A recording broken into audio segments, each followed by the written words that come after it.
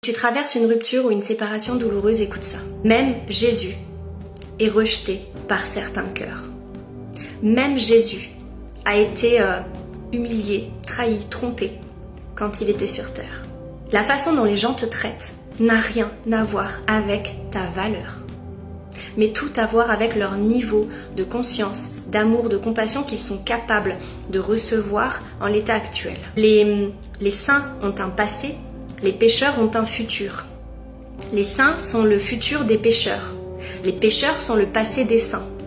Je parle par énigme, mais tu vas comprendre. Ta valeur n'est pas supérieure à celle des personnes qui t'ont blessé. Leur valeur n'est pas supérieure à la tienne non plus. Aux yeux de Dieu, de Jésus, de la source, tous ont la même valeur.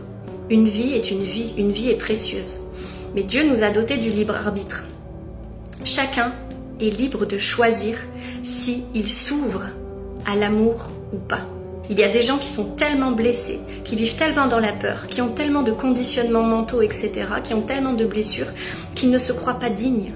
Aussitôt qu'ils se libèrent de cette croyance, la source, l'amour, la lumière, Jésus peut entrer en eux et commencer à les guérir, à les nettoyer, à les purifier et à les élever. Donc, je répète, ta valeur n'a rien à voir avec la façon dont les gens te traitent et dont les gens te déversent leur amour sur toi ou pas. Ta valeur n'a rien à voir avec la façon dont on t'a traité. Et si tu as été trahi, déçu, humilié, trompé, ça n'a rien à voir avec ta valeur. Laisse Dieu, Jésus, la source, l'univers te guérir de l'intérieur, guérir ton cœur, t'élever. Et si ces personnes doivent suivre ce chemin, elles le feront. Mais ça n'est pas entre tes mains. Laisse Dieu, Jésus, la source, l'univers s'en occuper.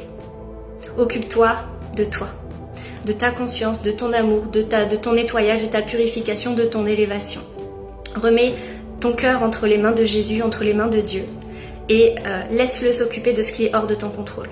Et tu vas voir que les choses vont être magnifiques pour toi.